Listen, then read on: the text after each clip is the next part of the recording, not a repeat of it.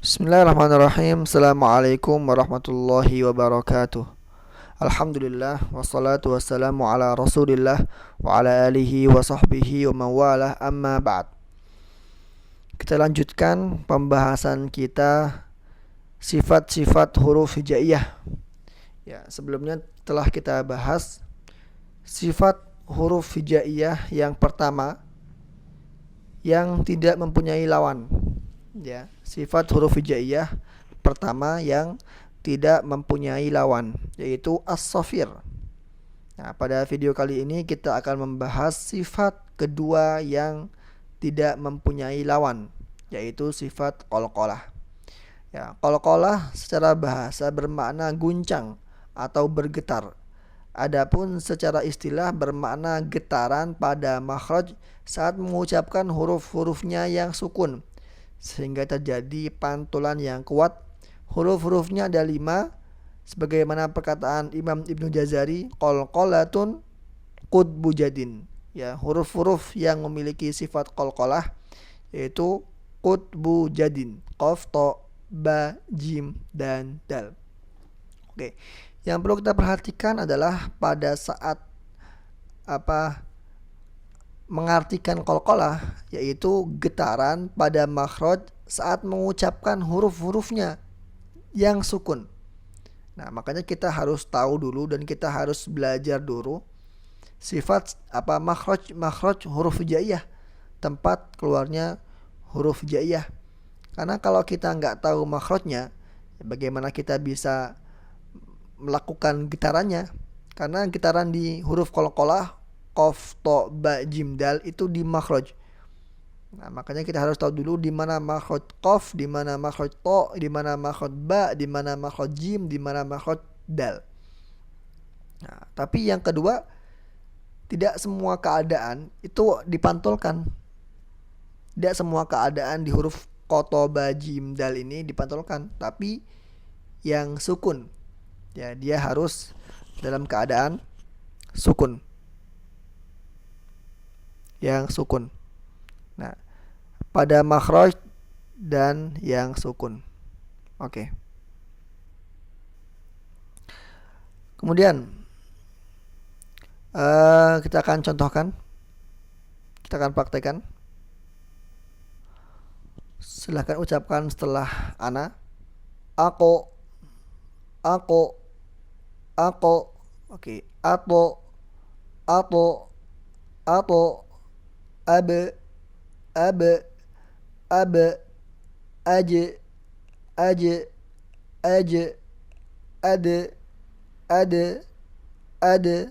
seperti itu. Itu pantulan di huruf qalqalah ketika dia sukun.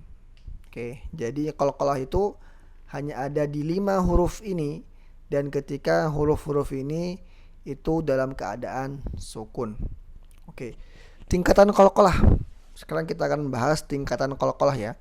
Imam Ibnu Jazari menyebutkan dalam manzumahnya, wa bayyinan muqalqalan in sakana wa iyyakun fil waqfi kana abyana.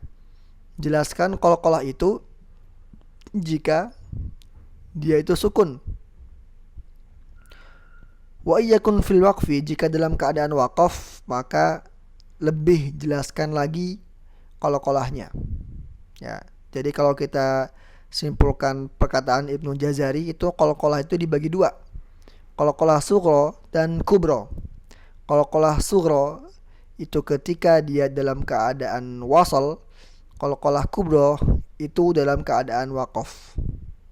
Ya, sughra dalam keadaan wasal, kubra dalam keadaan waqaf. Nah, jadi pembagiannya bukan ketika qalqalah itu di akhir kalimat atau di tengah kalimat, bukan. Tapi ketika wasal dan waqaf. Kenapa? Ya karena kalau di akhir kalimat itu tidak selalu dia waqaf. Misalnya lam yalid. Yalid, dal kan qalqalah. Ya, dan qalqalahnya itu di akhir kalimat. Ya kan? Lam yalid. Nah, kita tidak bisa menghukumi dalnya ini itu qalqalah kubro atau sugro. Kenapa? Karena harus sesuai dengan cara baca kita. Kalau kita berhenti lam yalid, dia jadi qalqalah kubra. Kalau kita wasalkan lam yalid walam, jadi qalqalah sughra. Jadi qalqalah sughra kubra pembagiannya adalah ketika dia waqaf atau wasal. Nah, tapi kalau di tengah kalimat ya qata'un misalnya, itu udah pasti dia qalqalah sughra. Kenapa? Karena tidak mungkin kita wakaf atau berhenti di yaqo, ya kan? Yaqo tidak mungkin, pasti yaqta'un, dia pasti diwasalkan. Makanya dia pasti kalau di pertengahan kalimat itu pasti dia qalqalah sughra. Oke, itu pembagian qalqalah. Kita lanjut ke ini. Bagaimana cara pengucapan huruf qalqalah? Ya. Pantulannya itu tarqiq. Udah kita bahas juga, tarqiq itu adalah tipis ya. Ketika dia di huruf ba, jim dan dal. Ya, jadi pantulannya itu tipis. Kenapa? Ya karena ba, jim dan dal itu huruf-huruf tipis. Jadi bukan abo tapi abe, bukan ajo tapi aje, bukan ado tapi ade, seperti itu. Kemudian pantulannya tafkhim terjadi pada huruf qaf dan to. Kenapa? Ya karena qaf dan to itu huruf-huruf tebal. Jadi bukan aka tapi ako, bukan apa tapi ato, seperti itu.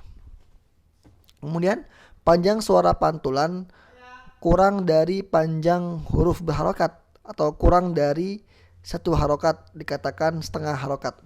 Ya. Jadi panjang pantulannya itu tidak sama seperti huruf berharokat. Misalnya o, misalnya apa? Misalnya kode, ya kok. Jadi tidak sama antara durasi berharokat dengan durasi qalqalah. Oke. Kemudian suara pantulan, volume bunyi pantulan sama kuatnya dengan ketika berharokat. Nah, itu buat volume. Tadi itu tentang durasi, sekarang tentang volume.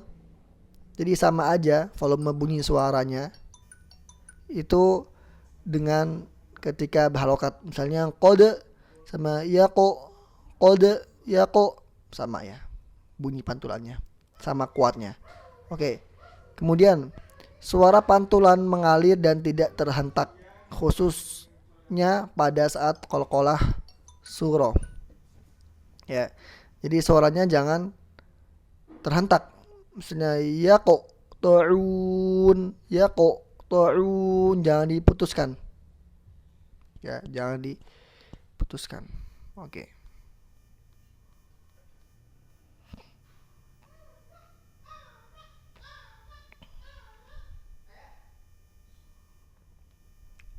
Oke, kita akan lanjut membahas tentang kesalahan-kesalahan dalam mengucapkan qalqalah.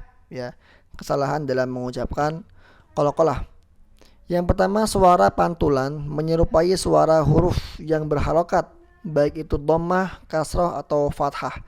Ya, jadi ketika mengucapkan qalqalah itu tidak boleh dia condong ke tiga harokat ini, dhammah, kasrah atau fathah. Misalnya aku, jangan aka, atau misalnya abe, nggak boleh condong ke harokat sebelumnya, aba, tidak boleh, yang benar abe. Ibi, nggak boleh, yang boleh abe. Ubu, nggak boleh, yang benar abe. Jadi nggak boleh condong ke tiga harokat. Kemudian menambah huruf hamzah setelah pantulan sehingga suara terdengar menghentak. Ini juga nggak boleh. Nggak boleh seolah-olah kita mengucapkan huruf qalqalah itu seperti ada hamzah di huruf setelahnya. Gimana contohnya? Qul huwallahu ahad. Ahad de. Jadi tidak boleh dihentakkan. Kenapa? Karena seolah-olah ada hamzah setelah huruf dalnya. Ahad. Nah, yang benar gimana? Yang benar ahad. Ahad, bukan ahad, tapi ahad, seperti itu. Kemudian menambah suara baru saat memantulkan huruf-huruf qalqalah sehingga pantulan lebih memanjang. Nah, ini tidak boleh juga kita memanjangkan pantulan di huruf qalqalah. Misalnya qul huwallahu ahad. Ahad. Nah, nggak boleh dipanjangkan ya. Jadi langsung diputus, cuman jangan disentak. Ahad. Gitu. Oke. Kemudian memberikan jeda antara pantulan dengan huruf selanjutnya pada saat memantulkan qalqalah sughra. Nah, ini nih. Tidak boleh memberikan jeda pada saat qalqalah sughra. Jadi ketika dia qalqalah sughra, dia harus langsung mengucapkan huruf setelahnya. Misalnya yaqta'un. Jadi nggak boleh yaqta'un, nggak boleh. Langsung ke huruf setelahnya. Yaqta'un, yaqta'un, bukan yaqta'un. Misalnya yang lain, misalnya lam yalid wa lam yulad. Lam yalid wa lam, nggak boleh. Yang benar lam yalid wa lam. Lam yalid wa lam, bukan lam yalid wa lam, nggak boleh. Jadi jangan dikasih jeda di qalqalah sughra. Oke, mungkin ini yang dapat ana sampaikan. Semoga bermanfaat. Hadza minni wassalamualaikum warahmatullahi wabarakatuh.